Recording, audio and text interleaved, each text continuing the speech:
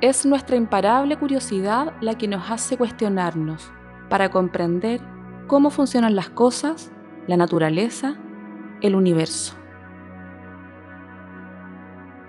La física es la ciencia más fundamental de todas las ciencias naturales. Los físicos nos dedicamos a estudios de fenómenos que ocurren en la naturaleza. Los objetos de estudio pueden ser de cualquier tamaño. Por ejemplo, puede ser un átomo o todo el universo. Nos dedicamos a entender cómo funciona la naturaleza. Los resultados de nuestros estudios pueden tener gran impacto tecnológico. Los físicos somos personas con una tremenda motivación para reflexionar y dar solución a diversas problemáticas, mediante la investigación, con disposición a integrar equipos multidisciplinarios, participando en instancias de trabajo autónomo, proactivo y resolutivo.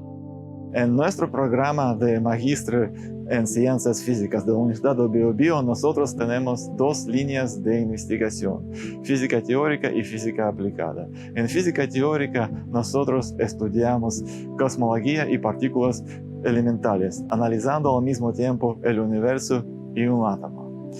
Nuestros colegas de física aplicada trabajan con ultrasonido, con microondas, estudiando materia condensada y semiconductores. El Magíster en Ciencias Físicas es un programa de posgrado que busca fundamentalmente desarrollar investigación aplicada y teórica con el propósito de generar impactos científico-tecnológicos y económico-sociales relevantes en sus dos áreas de investigación. La línea de cosmología, gravitación y partículas elementales es un área de investigación teórica dedicada al desarrollo de conocimientos de las leyes fundamentales de la naturaleza, tanto a escala macroscópica, donde juega un papel importante la gravedad, como a escala microscópica, donde predominan los efectos cuánticos. La línea de investigación, gravitación, cosmología y partículas elementales comprende en parte el estudio de distintos fenómenos donde la gravedad juega un papel preponderante. Por ejemplo, el estudio de la evolución del universo, los agujeros negros y los agujeros de gusano. Por otra parte, se considera la composición de la naturaleza a escalas microscópicas, con el fin último de comprender los fundamentos teóricos de los primeros principios. Con este fin, la fenomenología de la física de partículas elementales desempeña un papel clave para orientar la búsqueda de los últimos bloques de construcción de la naturaleza que nos rodea, así como del universo. Por su parte, la física aplicada es un área de investigación teórica y experimental dedicada al desarrollo de conocimiento en materia condensada, tanto desde el punto de vista teórico como experimental, control de procesos y estudios oceanográficos, óptica aplicada, técnicas no destructivas, entre otras.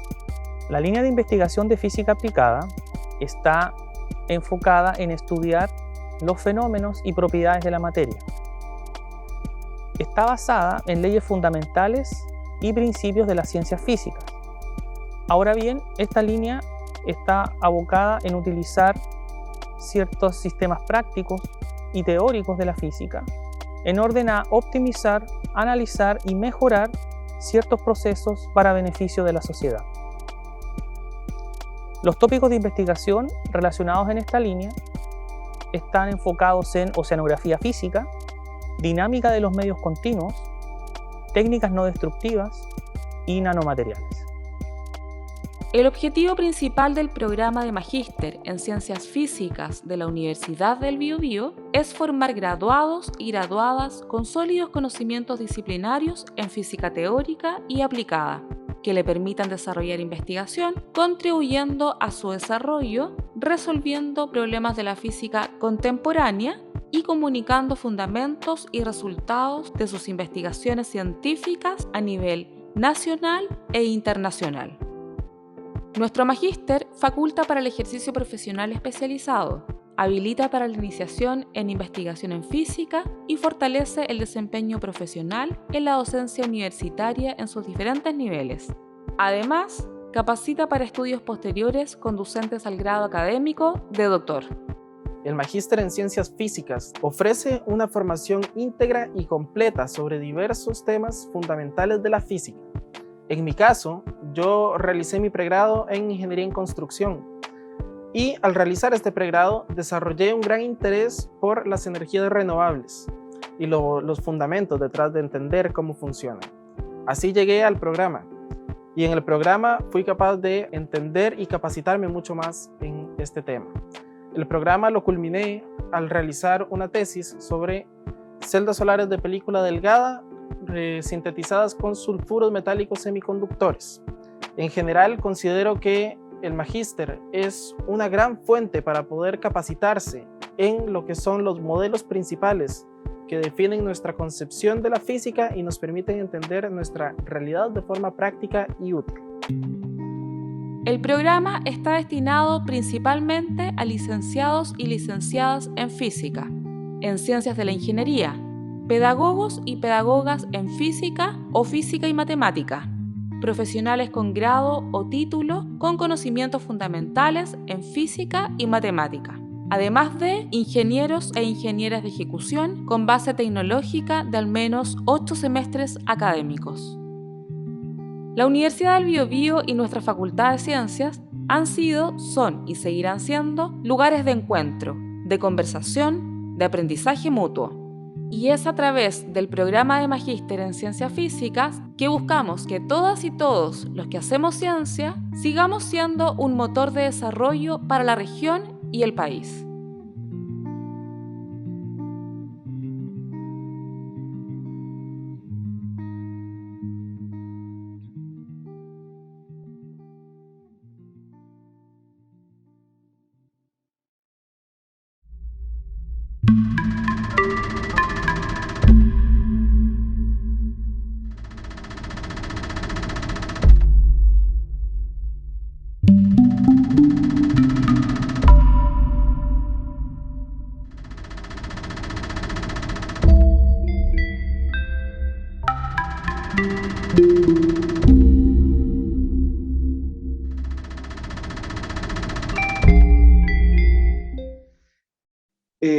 Yo voy a presentar la descripción del movimiento parabólico utilizando herramientas de simulación y video, pero más que nada utilizando las herramientas que están disponibles en la web para construir las condiciones que nos permiten construir las ecuaciones que permiten describir los fenómenos, ¿ya?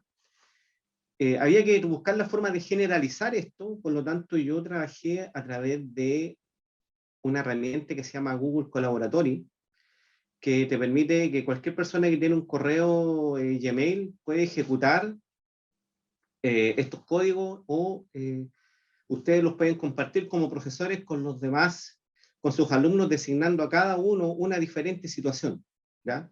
Por lo tanto, permite un poco interactuar con los alumnos y que los alumnos sientan una motivación, ya que pasaban tantas horas frente al computador, que además puedan generar tipos de aprendizaje a través de las herramientas que estaban disponibles. Voy a partir presentando esto. Si todas las consultas que tengan con respecto a Google, esto se les va a compartir también. Después ustedes van, si tienen un correo Gmail, ustedes lo van a poder ejecutar, lo van a tener como una base para que ustedes lo puedan después extrapolar a sus cursos, ¿ya? Voy a compartir la pantalla. ¿Se ve bien? ¿Se ve bien? Esto es un notebook. Se conocen como notebook de Python, por si acaso, que te permite a ti construir una clase muy, desde insertar imágenes, insertar ecuaciones, en general uno puede generar una clase a través de esto, ¿ya? Nosotros vamos a centrarnos exclusivamente en la solución del movimiento parabólico, pero esto es extrapolable a todos los tipos de movimientos, ¿ya? ¿Qué es lo que vamos a hacer en este trabajo?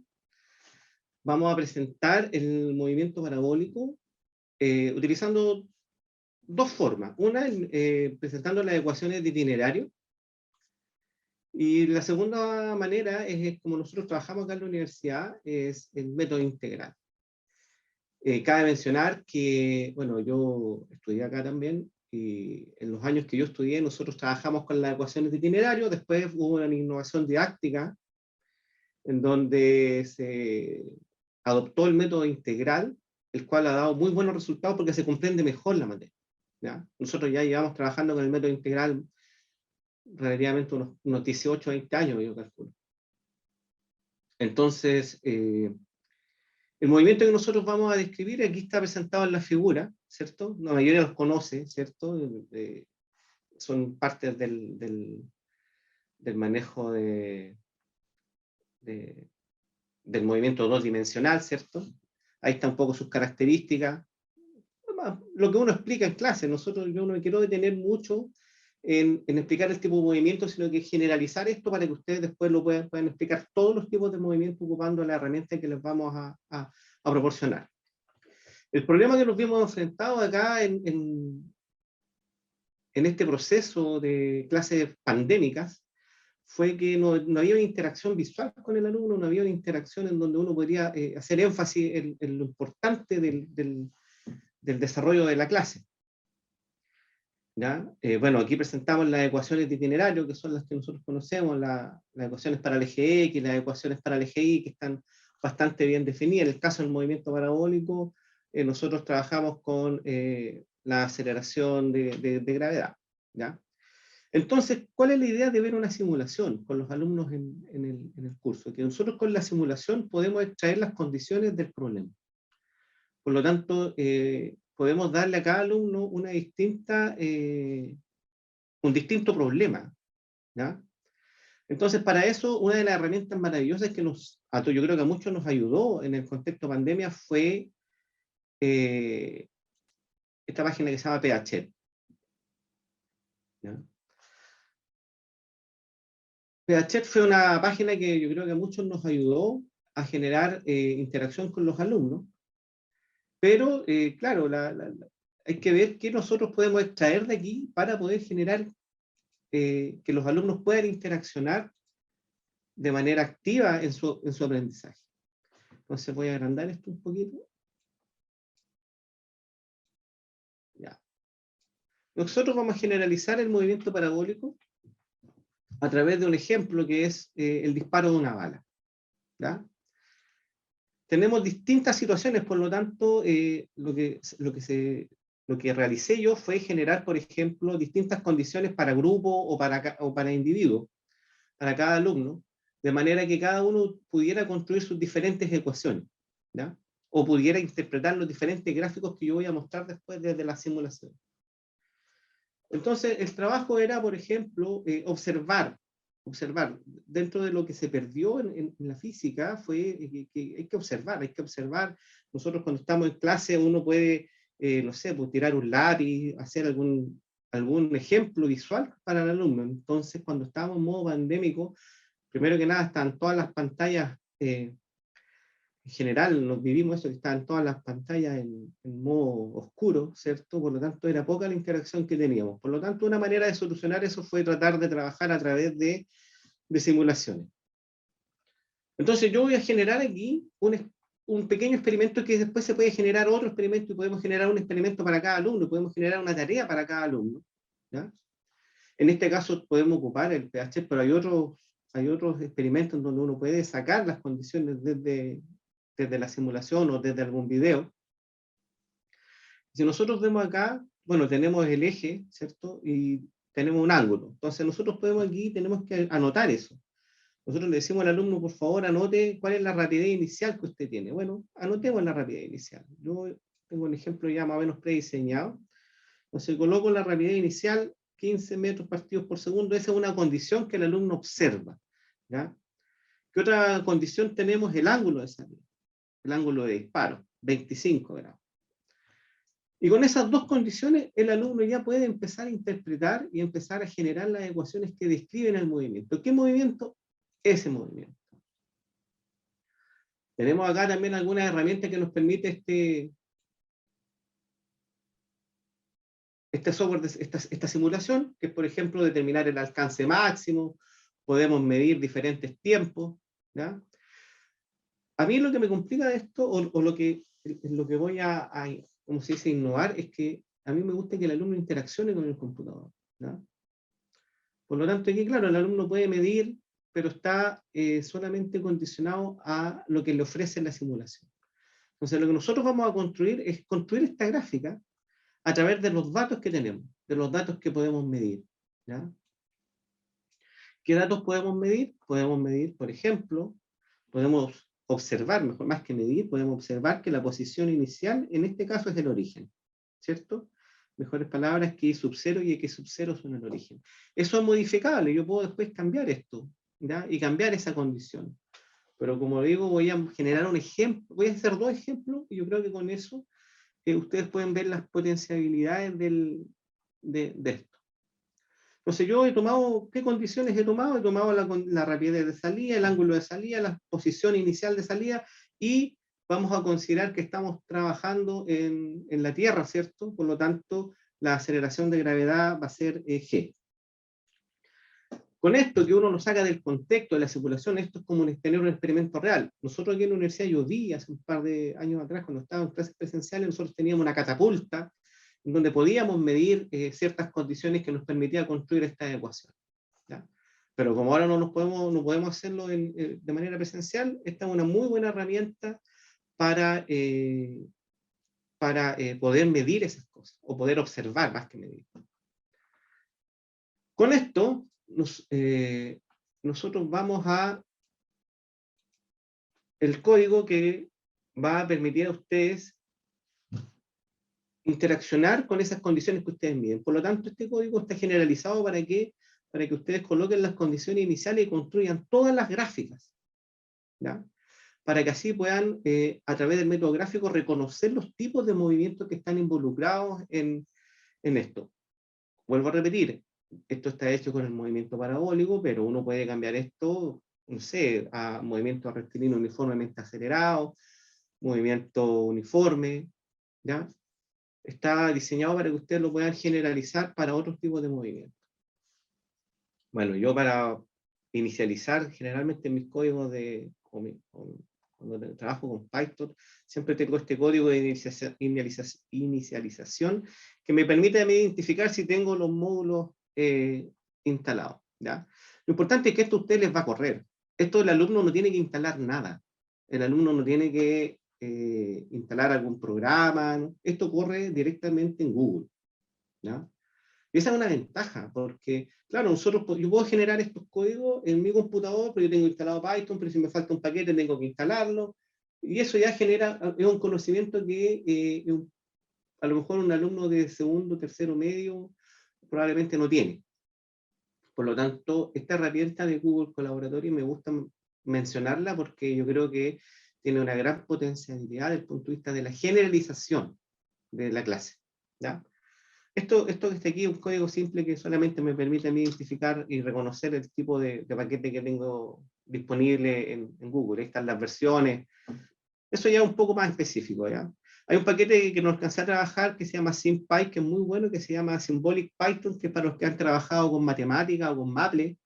Es una versión gratuita de esos 2 códigos, por lo tanto ustedes pueden escribir las ecuaciones de manera simbólica y las soluciona de manera simbólica también, pero es otra cosa. Entonces, lo primero que yo generé con los alumnos fue ingresar las condiciones iniciales. Entonces, cada alumno tiene condiciones iniciales que saca desde la simulación, desde la observación. Entonces, uno da una tarea. Por eso esto es una actualización didáctica. Nosotros damos una tarea, ya, a usted le tocó tales condiciones. Vea la simulación, genere la simulación, porque nosotros, bueno, obviamente probamos que esas condiciones están disponibles, porque la simulación es discreta, o sea, yo tengo ángulos, ciertos ángulos permitidos, no puedo, por ejemplo, el ángulo de 25.75 no existe. El ángulo de 25, el ángulo de 30, tengo ciertas limitaciones desde la simulación, por lo tanto, yo me tengo que acotar a eso y puedo generar una actividad por cada alumno. Entonces, luego, la primera interacción que tiene el alumno con esto es observar las condiciones desde la simulación y luego ingresarlas.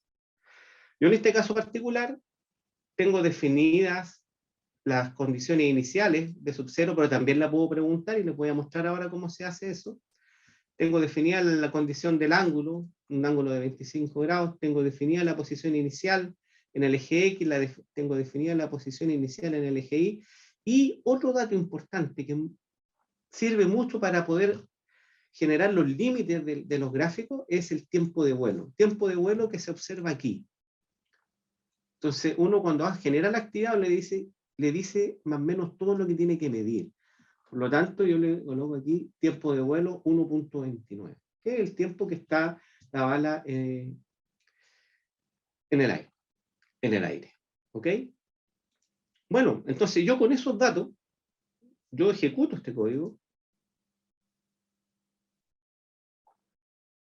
y me pregunta, en este caso, el valor de la aceleración. Imagínate, se te ocurre a ti cambiar la aceleración porque quieres generar una actividad, ¿cierto? Tenéis 40 alumnos y queréis generar una actividad para cada uno, tenéis que generar, podéis cambiar, por ejemplo, que estáis en la luna y cambiáis la gravedad. ¿Ya? Ahora, obviamente yo coloco la magnitud, por eso coloco ahí, en la condición inicial, ingresa el valor de la magnitud de la aceleración.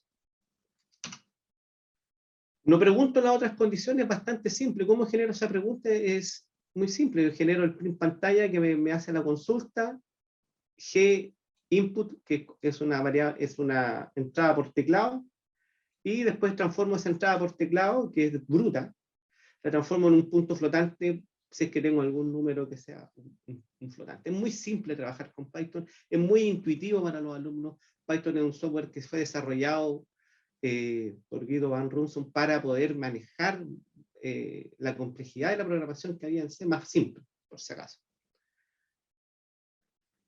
Como les vuelvo aquí, ustedes pueden descomentar todo esto y pueden después pedir todas las condiciones iniciales y el alumno tiene que ingresar las condiciones iniciales y eso es bueno porque está interaccionando, está generando la interacción con el código. En el segundo código que está aquí, lo que presento son las ecuaciones. Defino aquí, tengo mis condiciones iniciales, ¿cierto? Ahí tengo que hacer un pequeño tratamiento que después, los que quieran, tengan alguna consulta, me las pueden ir preguntando. Lo único que hago es transformar un número que está en grado, lo transformo en radianes, porque en general el código trabaja en radianes. Y aquí genero el vector que me va a ayudar a poder generar los gráficos, y aquí, importante, defino las funciones. ¿Qué funciones defino? Las ecuaciones de itinerario. Tengo definidas las ecuaciones de itinerario, pero de manera muy general. ¿Ya? Entonces, al definir funciones, esto generaliza el problema. Por lo tanto, a ti te permite que el alumno, vaya corriendo el código y vaya generalizando las situaciones. Porque tú vas cambiando solamente las condiciones iniciales, solamente la condición de rapidez, de ángulo y la posición. ¿Ya? Entonces aquí tengo definidas las 4 ecuaciones de itinerario, ¿ya? Que son las que están mostradas acá arriba. ¿Ya? Tengo definidas las 4 ecuaciones de itinerario. Y esto, como te digo, yo no lo estoy corriendo en mi computador, está corriendo en la web, está corriendo en Google. Esa es una ventaja, como lo vuelvo a repetir. Porque genera independencia del sistema operativo, de la máquina que tiene el alumno. Mira, me parece que hasta de los tablets pueden correr. Por lo tanto, hay una ventaja con respecto a eso. Luego, lo que hago es generar los gráficos. Y aquí viene la parte didáctica. Uno puede cambiar los tipos de movimiento, cambiar las condiciones, cambiar todo, pero uno puede desde los gráficos reconocer los tipos de movimiento. ¿Ya? Ahora, yo esto lo hice para que quedara un poquito grande, ¿ya? Pero ahí, si ustedes se meten un poco en todo lo que es ¿cómo se dice? El maquillaje de cómo puedo generar los gráficos más bonitos, con distintos colores, con distintas letras, con distintos anchos, es cuestión de que ustedes se metan a una página que se llama Matplotlib. Los gráficos están, esta primera parte los vamos a hacer con Matplotlib, ya que es para visualizar, y la segunda parte lo voy a hacer con otra herramienta que es mucho más potente, que se llama Plotlib, que te permite, tengo más atributos sobre los gráficos. ¿Ya? Entonces, cualquier cosa que ustedes quieran mejorar cuestión de leer un poco, buscar un ejemplo y uno puede, desde, no sé, pues mejorar la letra, mejorar el ancho de la línea, generar un montón de atributos que les permiten a ustedes mejorar la gráfica para que el alumno la pueda comprender mejor. En este caso yo hice algo muy sencillo porque el foco no es el gráfico, sino que es la generalización de cómo ustedes pueden presentar un tema para cada uno de los alumnos. Bueno, aquí lo que hago, como estoy graficando las ecuaciones de itinerario, ¿ya? Estoy graficando las ecuaciones de itinerario. Déjenme correr esta para acá. Yo aquí lo que hago es graficar la función de velocidad, ¿ya? En función del tiempo, la función de velocidad en función del tiempo. Uno puede manejar, aquí me quedó un poquito grande esto, me parece que puedo manejar esto aquí, le coloco 15 y pongo, a ver, y manejo un poco ahí ahí está un poquito más claro el dibujito. Entonces veo claramente que la velocidad en el eje X es un valor constante, por lo tanto un movimiento rectilíneo, ¿cierto? Que puedo medir el valor, ¿ya? Lo puedo sacar del gráfico, el gráfico de la velocidad en I, puedo sacar la pendiente, ¿cierto? Y los alumnos pueden interpretar esa pendiente, pueden interpretar que ese es un movimiento rectilíneo uniformemente acelerado, ¿ya? Pero lo importante es que esto sale desde las condiciones, ¿ya? Ahora voy a crear los gráficos de posición. Al crear los gráficos de posición, vuelvo a repetir, aquí me quedó grande esto, lo voy a achicar un poquito. ¿Cuánto le puse acá arriba? Le puse 15 días. 15. Entonces, aquí tengo los gráficos. Tengo la posición en el eje X, ¿cierto? Puedo interpretar la pendiente, el alumno puede medir la pendiente, observar la pendiente. Tengo el gráfico de posición en el eje Y, ¿ya? Entonces puedo interpretar los gráficos, ¿ya? Y está súper generalizado. ¿Por qué? Porque ustedes solamente cambiando las condiciones arriba, pueden hacer una misma clase exclusivamente para el movimiento rectilíneo, una exclusiva para el movimiento rectilíneo uniformemente acelerado, después juntarla en un movimiento parabólico. Ahora, ¿por qué tomamos el movimiento parabólico? Porque de manera se tocan ambos tipos de movimiento. Ese es el método que presento yo utilizando las ecuaciones de itinerario, un método gráfico en donde construyen las ecuaciones en función de observaciones que hacen en la simulación, en un video, en alguna actividad, en cualquier cosa que ustedes puedan, en donde ellos puedan medir la rapidez de salida, el ángulo de salida y la posición con la cual, sale el objeto, ¿ya? La otra manera de trabajar que nosotros tenemos acá es que nosotros no separamos los ejes. Nosotros trabajamos con el movimiento dos dimensional, que es el movimiento parabólico. De ahí nosotros aplicamos el método integral. Que el método integral parte de la observación de las condiciones iniciales del problema. Las condiciones iniciales del problema también las podemos obtener desde la simulación. Obviamente aquí tenemos que tener un poco más de cuidado porque tenemos que tener una descripción vectorial, por ejemplo, de la velocidad inicial. Nosotros en el caso de las ecuaciones de itinerario, nosotros no medimos la velocidad inicial. O no, aquí no la vamos a poder medir, pero la vamos a poder calcular. Porque tenemos la relación, que es el ángulo de disparo y la rapidez de salida. Entonces, el método integral es más general. Uno tiene que construir las condiciones iniciales que también salen desde la observación, pero hay que aplicar un conocimiento vectorial. Por ejemplo, pensemos ya en un curso de cuarto medio, ¿ya? Donde yo puedo construir la función de velocidad, o sea, el vector velocidad inicial, ¿ya? Ese vector velocidad inicial, si nosotros nos vamos a la simulación, uno lo puede mostrar aquí. ¿Dónde lo podemos mostrar?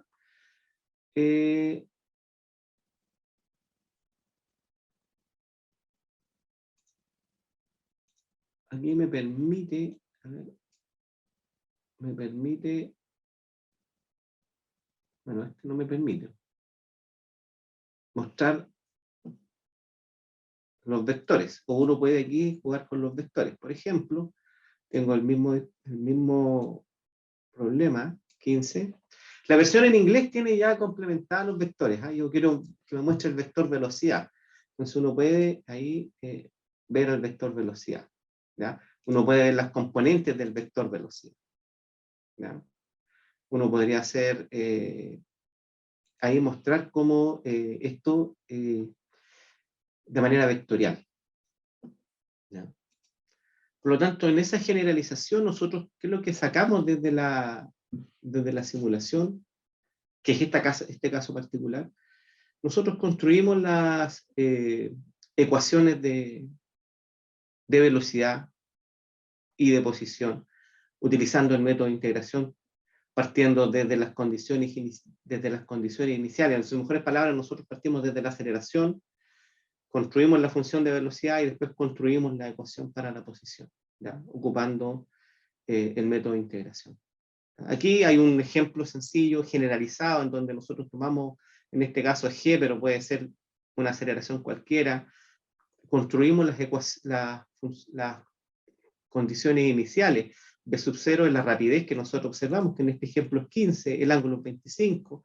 Ese es un número que podemos construir, pero está asociado a un vector. Por lo tanto, esto está cognitivamente, hay que tener un poco más de conocimiento. También observamos la posición inicial, pero la observamos de manera vectorial. Y empezamos a hacer el proceso de construcción de las ecuaciones. Aplicamos la definición que la velocidad es la integral de la aceleración. Generamos nuestra condición inicial. Generalizamos la ecuación. De aquí yo puse una ecuación generalizada para este caso, ¿ya? En donde tenemos la velocidad, ¿cierto?, descrita con su componente en el eje X, su componente en el eje Y como funciones, pero ahora estamos definiendo esto como un todo. Tengo algo parecido para la posición, hago lo mismo, hago el método de integración, obtengo todo el proceso y obtengo una función que describe la posición del objeto en la coordenada X y en la coordenada Y, parametrizada a través de T. Por lo tanto, esto es una ecuación paramétrica. Aquí, obviamente, yo puse como ejemplo el que estamos desarrollando, donde tenemos una rapidez de salida de 15, tenemos un ángulo de 25, con eso nosotros podemos ya construir las ecuaciones, los números de la velocidad de salida y de la posición de salida, y podemos construir las ecuaciones que describen el movimiento. Este B de T es la ecuación que describe la velocidad para todo instante de tiempo, y este R de T es la ecuación que describe la posición para todo instante de tiempo. Voy a hacer algo aquí porque me doy cuenta que tengo un pequeño error, tengo una comita aquí. Una de las cosas interesantes que tienen los notebooks de Python y los notebooks de Google Collaboratory es que esto está escrito en LaTeX. ¿Ya? Esto está escrito en LaTeX. De hecho, aquí me estoy dando cuenta que tengo un T de más. Los que conocen LaTeX, esto está escrito en LaTeX. ¿Ya? Esto es un documento, y esa es la potenciabilidad de esto. Esto es un formato que se llama Markdown, ¿ya? Que está bastante utilizado, se ocupa mucho para escribir, porque tiene la facilidad de que tú lo puedes portar fácilmente a HTML. Por lo tanto, esto puede quedar en tu página web, puede quedar como una actividad en alguna plataforma web. ¿Ya? Yo ejecuto eso, y ahora ahí mejoré el signo, el paréntesis que tenía. Entonces, si ustedes ven, cuando a ustedes les llegue esto, ustedes van a tener ahí cómo se escribió esto también. Solamente pinchando dos, estas son celdas por si acaso. No me quiero detener mucho en eso porque eso significa un curso de varias horas. Pero ustedes van a tener las celdas y van a tener aquí algo muy interesante que tiene esta aplicación de Google Collaboratory, que ustedes lo que escriben en el lado izquierdo aparece reflejado en el lado derecho. Los que han trabajado en LaTeX, por ejemplo, con algún editor avanzado de LaTeX, tienen la posibilidad de escribir en el lado izquierdo y aparece el proceso en el lado derecho. ¿Tiene algunas leves diferencias con LaTeX? ¿Por qué? Porque esto se escribe, cuando voy a escribir ecuaciones, escribo entre corchetes. Si quiero que esa ecuación esté en el centro, tengo que colocar, signos pesos, perdón. Pero los que han escrito en LaTeX, esto es muy, muy intuitivo. ¿Ya? Entonces podemos escribir nuestra clase de esta manera. ¿Ya? También, bueno, no lo mencioné, pero también es importante que aquí cuando uno trabaja con Google Colaboratory tiene que tener hay ciertas cosas que hay que manejar. Por ejemplo, ahí está la imagen, ¿ya? Esa imagen está ahí en un formato. Eso también hay un proceso que se los puedo explicar más adelante, que es cómo se cargan las imágenes en Google Colaboratory. Uno tiene que copiar el link desde la imagen y todo eso. Pero uno busca en la web y sale cómo hacerlo. Casi cortar y pegar. Bueno, una vez de obtenida esta generalización de las ecuaciones, lo que nosotros propusimos, lo que propuse en clase fue generalizar este tipo de modelos. Entonces, aquí la única diferencia es que yo tengo que generalizar estas ecuaciones. Entonces, defino las funciones para la posición. Bueno, lo voy a hacer solamente con la posición, pero retorna la función. Esto tiene que ver con un poco de programación y cómo defino una función en este tipo de código. En el caso anterior yo definía lo que retornaba era una variable. Aquí yo tengo un número. Ahora lo que yo retorno es la evaluación de una función. Es un poco más general. Por lo tanto, con esta dinámica, yo puedo generar ahora un gráfico de posición versus tiempo, que a diferencia de lo anterior, aquí yo tengo cómo se mueve el objeto en la posición en el eje X, en la posición en el eje Y, a través del parámetro T. Entonces está el gráfico. Entonces, si ustedes cambian las condiciones iniciales, este gráfico va a ir cambiando, ¿ya? Por lo tanto, cada uno va a tener una diferente situación. Entonces podemos generar grupos, podemos generar tareas. De aquí uno puede, por ejemplo, observar la altura máxima, ¿ya? Puede observar, por ejemplo, el alcance. Puede hacer un montón de observaciones desde los gráficos. Pero ahora, ¿cuál era la dificultad que yo encontraba? Que, bueno, yo quiero que el alumno tenga un poco de mayor precisión y que pueda observar a través de la simulación. Por lo tanto, vamos a generar un tipo de gráfico un poco más flexible, un poco más dinámico. Para eso, tuvimos que transformar esto en unos objetos que se llaman data frames, ¿ya? Que son unos objetos un poquito más elaborados de datos, ¿ya? Es muy simple transformar porque nosotros lo que tenemos son listas de datos, pero nosotros generamos unos data frames ahí. Lo que tenemos acá es la data, tiempo, posición en X y posición en Y. ¿Ya? Eso yo lo generé desde las mismas funciones que creamos arriba. Por lo tanto, tú vas a crear un data frame desde las funciones que vienen desde la observación de las condiciones iniciales o de las condiciones del problema propuesto. Cuando tú generas esto, ocupa una herramienta un poco más elaborada para poder graficar y más interactiva, que se llama, bueno, está Plotly Express. Como les vuelvo a repetir, esto es solamente una apertura, una puerta que es les abre a un mundo de aplicaciones, ¿ya? Entonces, cuando yo ejecuto este código, lo que obtengo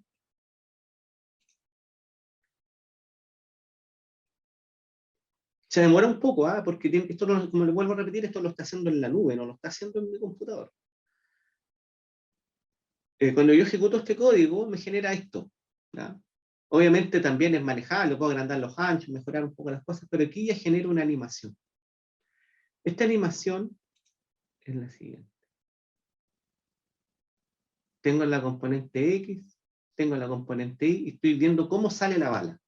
Pero una cosa interesante es que yo puedo ir viendo el valor.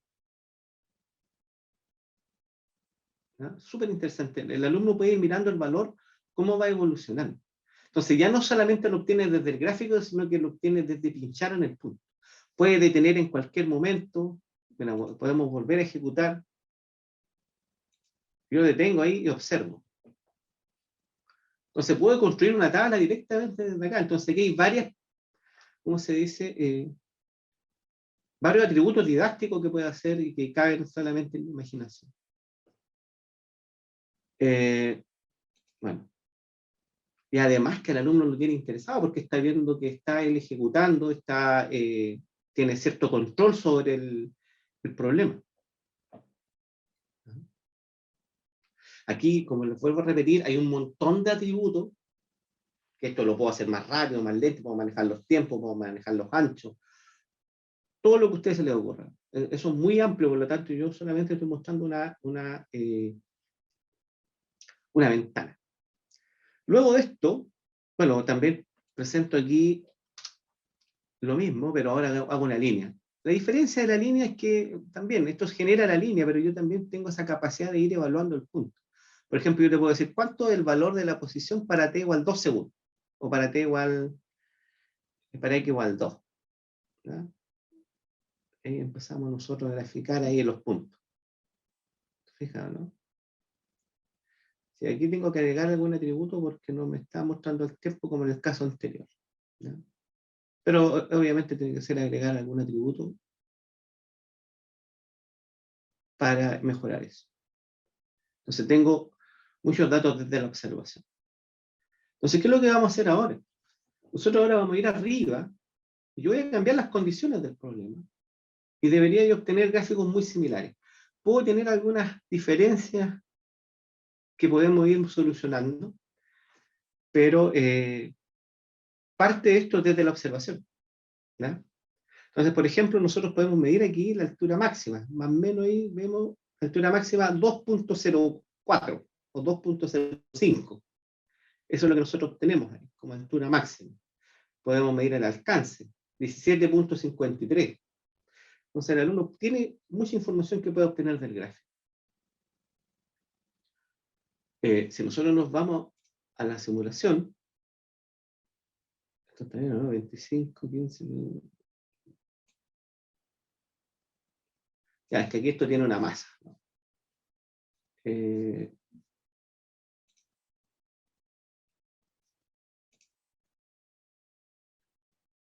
Para repetir el problema anterior, porque el problema que donde mostré los vectores había una masa involucrada, así que no.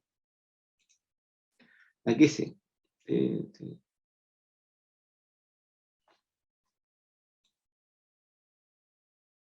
Cambiamos las condiciones. Por ejemplo, un ejemplo que me gusta mucho a mí, el de 30 grados. ¿Sí?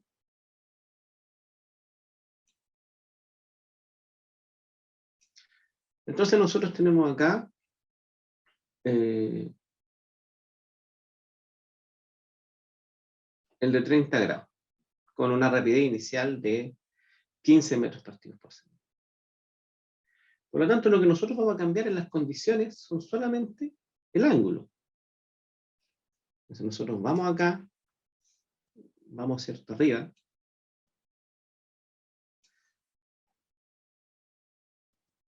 y yo voy a generalizar esto de la siguiente manera.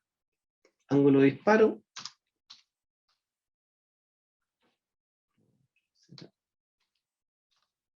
Le pido que me pregunte por el ángulo de disparo.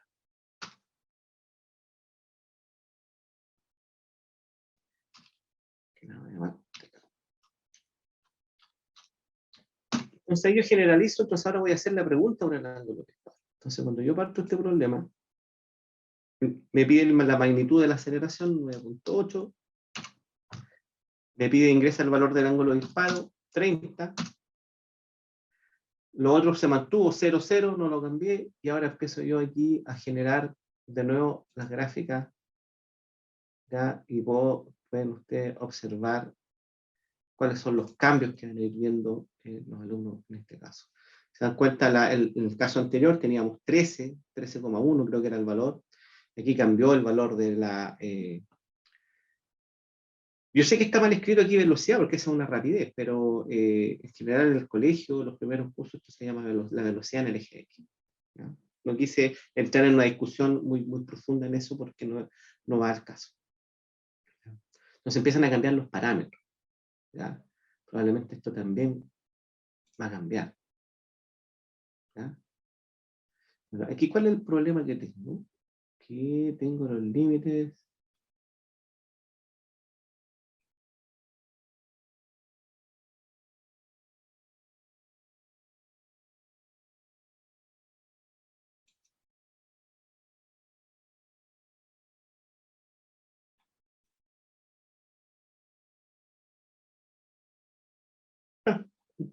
es un movimiento parabólico también. Puedo generalizar un poco más aquí. No, si está bien, pero parte desde cero, ¿no? ¿Ya? Tengo un movimiento parabólico. Cambio el método integral, aquí tengo que cambiar la solución, obviamente, porque el ángulo ya no vale 25, vale 30, van a cambiar los números. Pero aquí empiezo a obtengo lo mismo, cambio un poco no, aquí tengo que cambiar esto. Da igual, 30 grados. Cambia la gráfica, ¿no?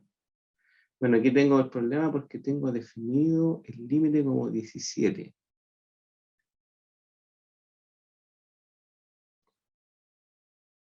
No, ya sé el problema. El problema pasa aquí por el cambio de el tiempo de vuelo. Era el otro dato que necesitaba. Cambió el tiempo, al cambiar el ángulo también cambió el tiempo de vuelo. Por lo tanto, necesito cambiar el tiempo de vuelo acá como condición inicial. Entonces, como eso, lo vamos a generalizar. Ingresar.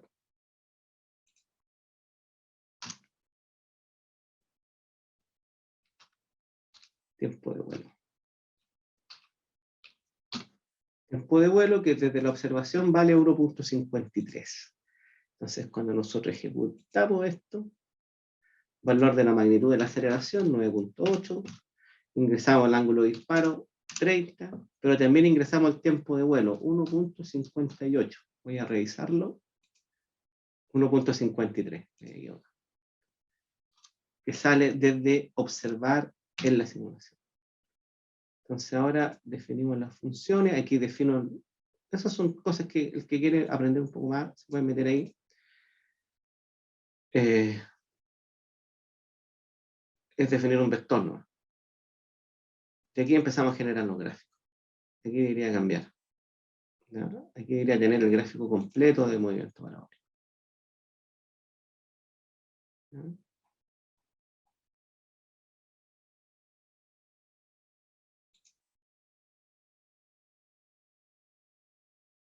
Aquí cambia, ¿no?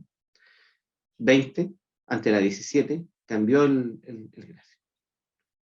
Ahora generamos aquí el data frame, ¿cierto? Debería cambiar porque tenemos un tiempo de vuelo de 1.53. Generamos nuestro gráfico. Y me tiró aquí un error en el...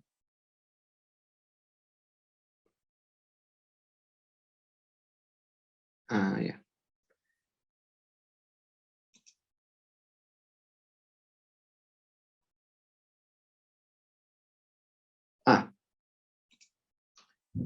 En el eje X le vamos a poner... El rango en el eje X es de 20. La vamos a poner un poco más grande. Aquí hay un problema en los límites, ¿no? En el eje X 22, aquí le podemos colocar un poco más grande, 4, a ver si sale ahora. Si hay algo que no me cuadra aquí. Ya, déjenme.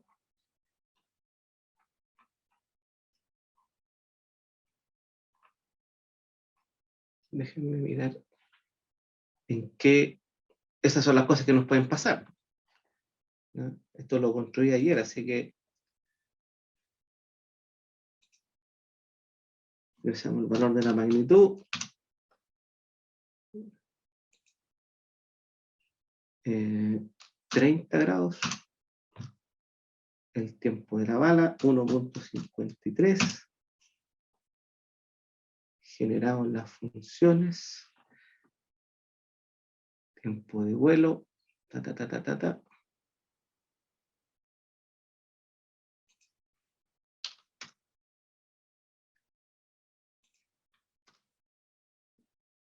Ya, esto está bien porque cambió la rapidez del eje X, ¿cierto? Que la podemos calcular, ¿cierto? Con una calculadora podemos calcular ese valor, ¿ya? Tenemos la velocidad en I, bien. Después tenemos aquí los gráficos de posición, X, T, ¿ya? Cuando nosotros queremos cambiar aquí en el código, los que han trabajado en LaTeX, pueden cambiar aquí directamente los valores. O no hay una forma de yo poder incluir dentro del texto los valores de las variables del código, por si acaso. No hay una forma, lamentablemente esto hay que escribirlo, por eso es que esto se llama notebook, donde uno puede generar código más teoría. Ya está desarrollado para poder hacer presentaciones como esta, ¿ya? En donde uno va generalizando un poco las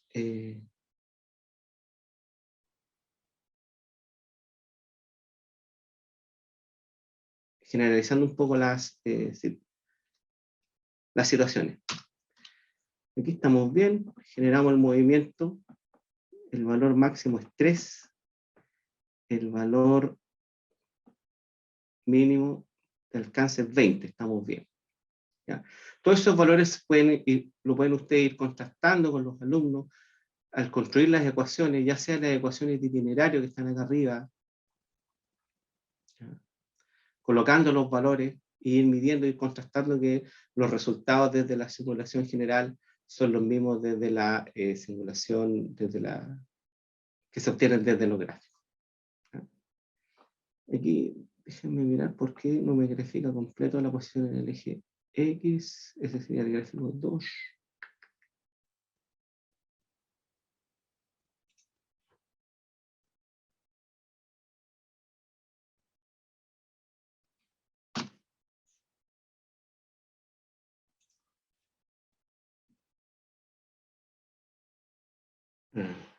Hay un problema con los límites. Y eso pasa porque yo recomiendo, para que no les pase lo que me está pasando a mí, generar un notebook por cada una de las situaciones, porque uno de los problemas que tiene esto es que deja guardadas las variables, por lo tanto se empieza a confundir.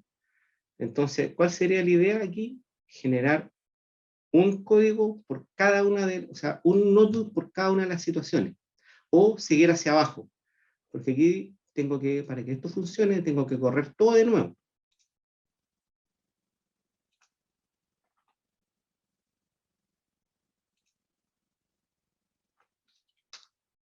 Tenemos que correr todo de nuevo. Inicializamos. Aquí voy a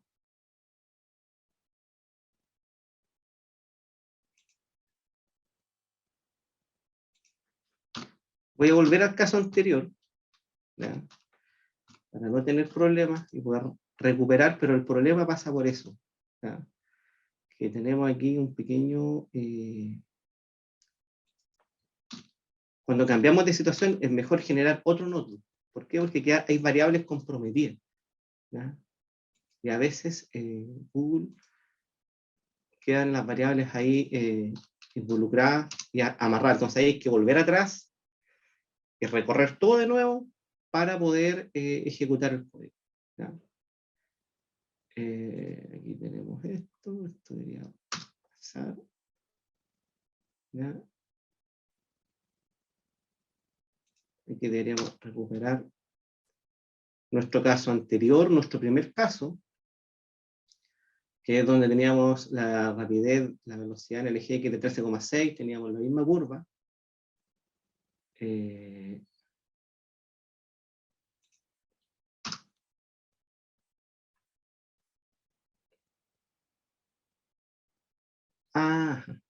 Me faltó cambiar el tiempo de vuelo.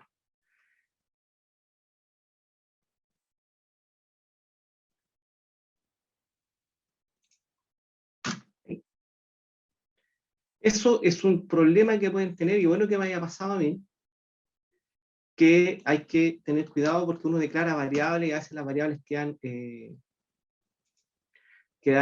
agarradas, y entonces hay que volver atrás y volver a recorrer el código, ¿ya? Pero no es tampoco algo de otro mundo, ¿ya?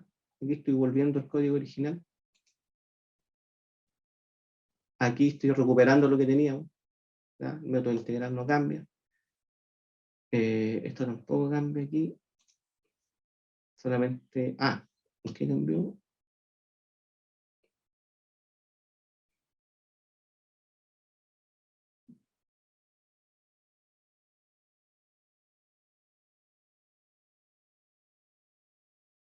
Sí, aquí tengo algún...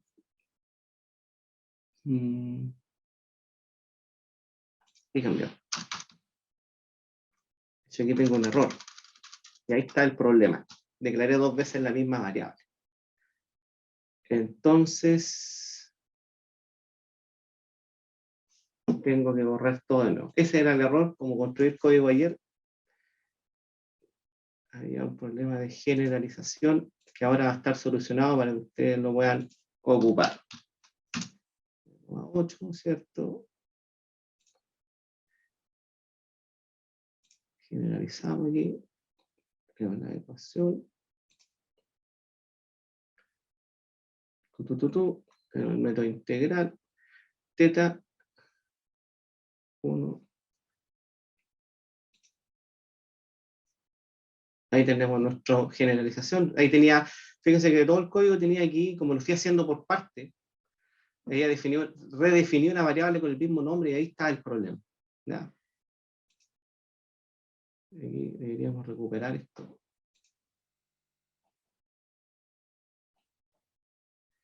Y ahí recuperamos todo el tema. De ahí va a quedar el código para que ustedes lo puedan ocupar con libre. Bueno, aquí cambié los rangos, por eso que me cambia.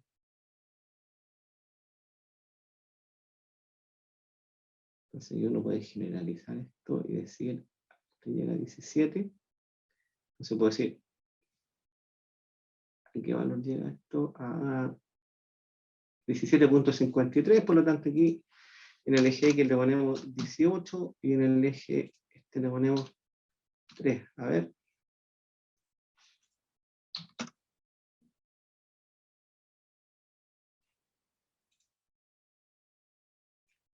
Entonces ahí ustedes van siguiendo, fíjate que le puse un efecto que es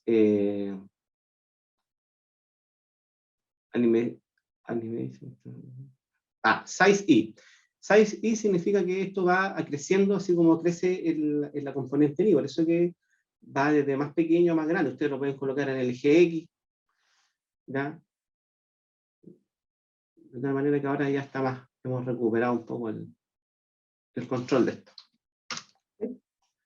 ¿Cuál era mi error? Que es importante mostrarlo, que hay que tener cuidado con la definición de las variables nomás, porque ahí yo me había equivocado en algo, o sea, había redefinido una variable que ya estaba definida. ¿Ya?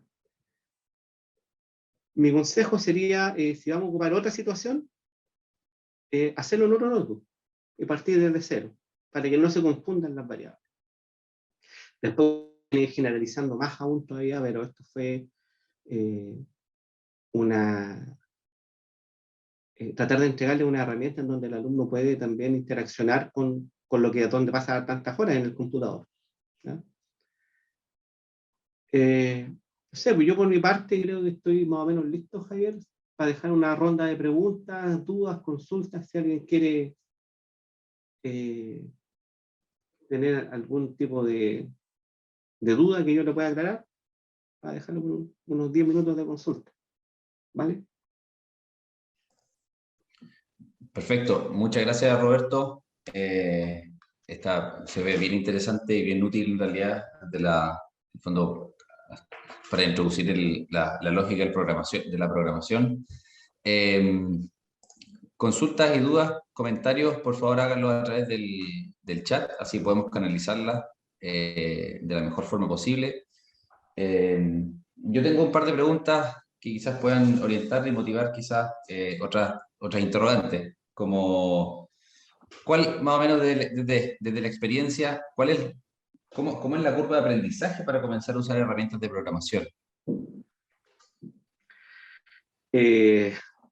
La curva de aprendizaje para usar herramientas de programación creo que depende mucho del código que tú estás utilizando. Si nosotros partimos con los alumnos y les partimos enseñando, no sé, pues C, Fortran, Arduino, alguna de esas cosas, se hace bastante poco intuitivo y bastante lejano. Y los alumnos tienden a rechazar un poco la idea de la programación. ¿Ya? En cambio, una de las ventajas de trabajar con Python y también a través de Google, primero que nada es que no necesitan instalar nada. Esto corre en la web.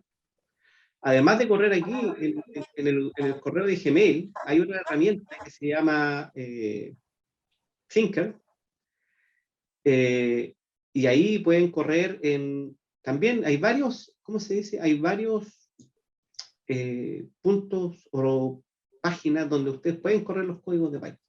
Por lo tanto, no es necesario instalarlo, no es necesario tener un gran computador para poder correr esto. Lo otro, que esto está, además lleva la teoría. Entonces tú además puedes colocar aquí, no sé, un pequeño tutorial de la programación de lo que estás haciendo. Yo no lo alcancé a hacer, pero también me puedo comprometer a colocar algunas tips de programación o algunos tips de declaración de variables o algunos tips que yo puedo colocar aquí, un montón de cosas que les puede ayudar a ustedes a mejorar un poco el código, porque esto es un código bruto que está hecho para súper general, ¿ya? Así que lo pueden, puedo colocar algunos links ahí, por ejemplo, para mejorar la gráfica. Como te digo, esto es súper potencial. Por ejemplo, Matplotlib es una herramienta desarrollada por Python para emular en MATLAB, ¿ya? Todo lo que se hacía en MATLAB se puede hacer en Python, ¿ya? Así que desde mi punto de vista en la programación, de hecho en el MIT por lo menos, yo tengo claro que los cursos de programación ya no se hacen en C, se hacen en Python.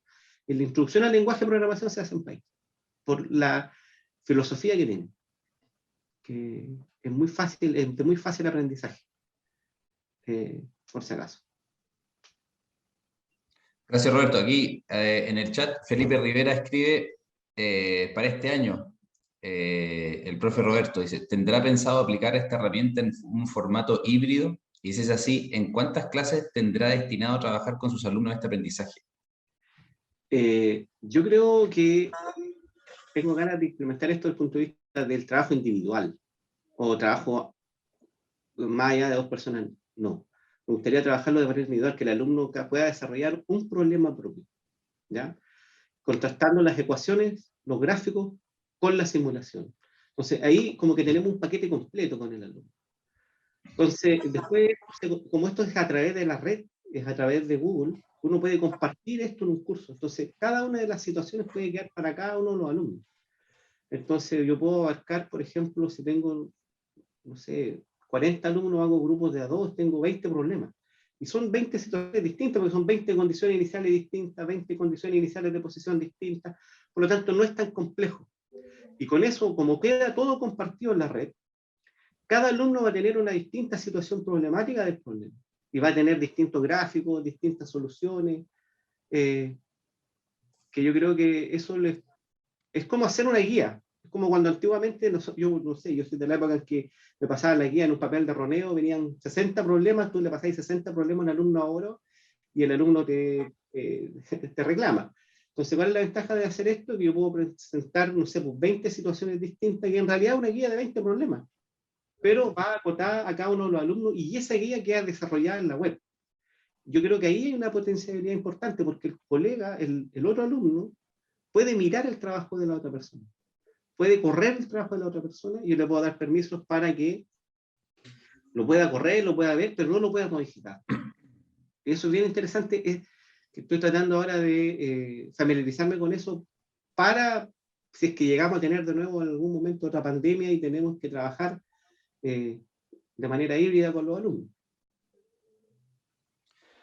Añadiendo a la pregunta anterior, también, y respecto en el fondo a la curva de aprendizaje, en el fondo, ¿cuánto tiempo le podría potencialmente tomar a un estudiante acostumbrarse a trabajar con estos códigos?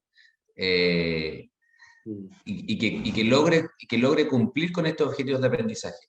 ¿En cuánto tiempo como que crees tú que sería factible poder llegar a observar, a que los estudiantes desarrollen en el fondo unas soluciones como las que tú has planteado acá? Yo creo que depende mucho del nivel del estudiante. Si estamos hablando de un nivel de tercero medio, esto está súper generalizado. Esto se puede profundizar más. Yo puedo después encontrar soluciones numéricas de esto, que ya sería otro paso para un alumno un poco más avanzado. Estos son declaración de funciones. Yo creo que aquí hay, con suerte, a ver, déjenme mirar, con suerte hay un código for, hay un ciclo for. Por lo tanto, aquí no hay programación muy avanzada, porque hay, como se dice, uso de las funciones de Python. Pero programación no hay mucho. Hay uso de funciones y atributos del lenguaje. El único momento en el cual tuvimos que ocupar un ciclo fue para poder generar el gráfico de posición en el eje Y y en el eje X. Todo lo demás es uso de atribuciones de Python. Y eso es como ocupar, no sé, el uso de funciones es distinto a la programación.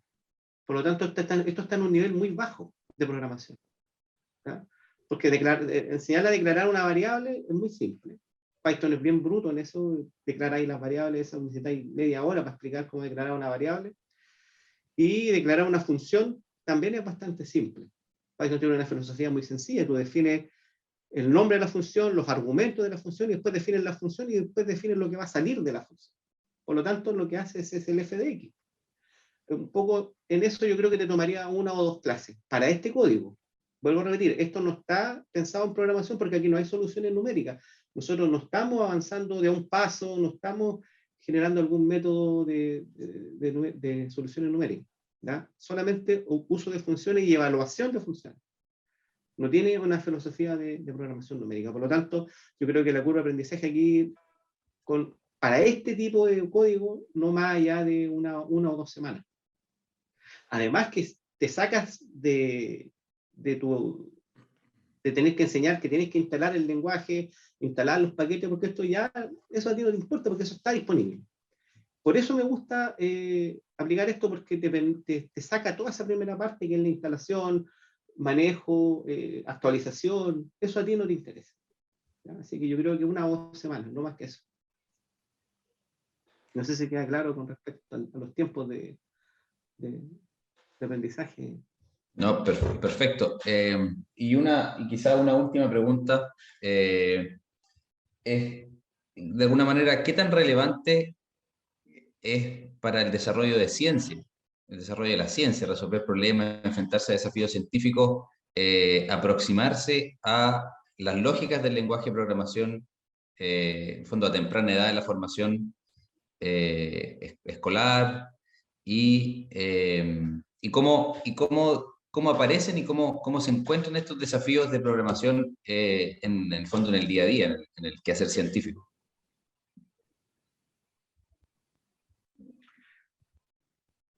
Estaba leyendo la pregunta, Javier, que estaban escribiendo. Discúlpame. Sí, no te preocupes. Si me podías repetir un poco la pregunta. No, respondamos la pregunta de Flavio primero. Dice, ¿esto está pasando en un curso para cuántos alumnos? Para realizar una retroalimentación adecuada. O sea, yo creo que aquí en la universidad pensamos en unos 40 alumnos, pensando en grupos de A2. Yo creo que también para fomentar el trabajo colaborativo a través de la web, es muy importante la metodología ágil en esto, porque el trabajo hay muchos trabajos ahora que se desarrollan a través de la web. La gente, en el caso, por ejemplo, de Google, cada uno trabaja en su cubículo, pero están todos conectados. Entonces, es bueno empezar a generar esa sinergia entre que se puede trabajar de manera colaborativa. ¿Ya? Se puede trabajar de manera colaborativa, se pueden trabajar como trabajan conectados, pueden manejar los tiempos de trabajo. Entonces, igual tiene otras herramientas blandas que favorecen un poco el trabajo colaborativo. Desde mi punto de vista también, lo que decía Javier, yo recuerdo mucho, yo trabajé, mi primera parte, trabajé trabajé en un observatorio que era de origen, eran puros alemanes, y una de las cosas que decían ellos, y muy importante, que ellos tenían cursos de programación casi desde el colegio. O sea, ellos vienen y hay una cultura, yo creo que aquí nos falta a nosotros tener esa cultura, porque nosotros aprendemos a programar cuando entramos a la universidad. Empezamos a acercarnos a la programación cuando estamos en la universidad, y la mayoría de los países desarrollados parten en la programación desde muy pequeños, desde el colegio, empiezan a ver temas de programación de manera jugándose, de manera interactiva. Entonces, esto uno también lo puede extrapolar a poder generar cursos de programación básica de manera interactiva. Sería interesante. Yo siempre, por lo menos, yo tengo un hijo de 13 años que trato de enseñarle esto. ¿Ya? Con respecto a eso, con respecto al tema de la programación, yo creo que ahí tenemos un déficit en Chile que tenemos que superar. ¿Ya? Sí, al respecto, creo hay bueno, políticas públicas ya orientadas a introducir las lógicas de programación a temprana edad de formación escolar. Entonces, estamos tratando de, por lo menos ya se instaló en el fondo la necesidad Sí. de desarrollar esas capacidades. Como digo, yo estoy un poco desconectado del colegio, pero una de las ventajas de aprender Python es que es un lenguaje dentado. Por lo tanto, te permite leer un código muy complejo, te lo permite leer. A diferencia de un código como Java o C o esos códigos que son muy, muy potentes, Fortran, esto es un lenguaje dentado. Todo esto tiene un orden. Si uno mira el código, tiene un orden. Tiene la palabra def, tiene el objeto, tiene la función, tienes que identar. Eso te permite, esa es una idea muy, muy brillante de Guido van Rossum, que identar el programa te permite leerlo mejor. ¿Ya? Y lo otro que esta cosa de los notebooks, que los notebooks te permite hacerlo modular. Entonces tú vas declarando por celda. ¿Ya? Y eso es súper, súper beneficioso a la hora de programar. Desde el punto de vista didáctico, desde el punto de vista computacional, no es muy didáctico, no es muy, ¿cómo se dice?, muy rentable, porque si tú vas a correr un código muy complejo, te conviene correrlo de manera plana, pero los notebooks son desarrollados, yo creo, para entrar y salir y resultados rápidos, ir avanzando de manera ágil. Perfecto, genial. Ahí nos dice Pauli que con las nuevas bases curriculares en tercer y cuarto medio hay un electivo de programación. Por lo menos ya se está observando dentro de las aulas escolares. Hay un cambio. Ahora, no debería ser electivo, esa es mi pregunta, esa es mi sugerencia. No debería ser electivo, debería ser parte del programa, sobre todo con la era que estamos viviendo, con la revolución científico-tecnológica, la ingeniería 4.0, que se orienta al manejo de todas estas situaciones, La programación es parte fundamental. Ustedes saben, una de las grandes líneas de desarrollo es la línea de ciencia de datos, y para trabajar con datos hay que saber programar. Claro, exactamente. Ahí Vanessa nos dice que, claro, debería haber una programación desde niveles iniciales, que es lo que hemos estado conversando, ¿cierto? Ya por la importancia que se hace evidente. Si no hay más preguntas, comentarios, lo vamos a dejar hasta acá esta primera actividad. Felipe dice, este es el acercamiento a la metodología STEM, y muy buena presentación, destaca. Ahí Cristóbal Morales dice, recomendaría utilizar pseudocódigo o directo enseñar Python. Sí, yo creo que, pero para esta presentación, por ejemplo, la persona que no sabe programar, con un par de clases puede por lo menos manejar el código.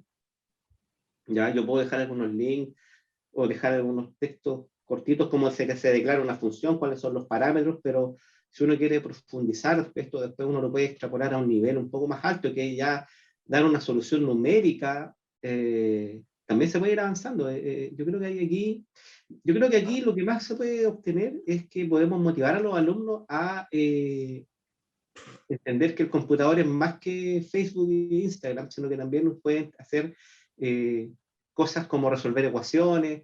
Hay un módulo que yo les recomiendo que se llama el módulo SymPy, que es el módulo de Symbolic Python, que te permite trabajar de manera muy, muy didáctica, ¿ya? Para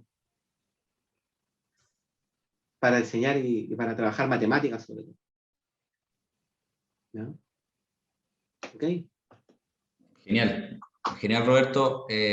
Nuevamente te agradecemos la presentación. Recordar que estos recursos se los vamos a compartir, ¿cierto? Si no me equivoco. Todo compartido y además en mi correo para cualquier consulta. Entonces ustedes van a tener acceso a esto, Colibre lo pueden modificar, mejorar, como vuelvo a repetir, esto es una forma, pero ustedes lo pueden potenciar. ¿Ya?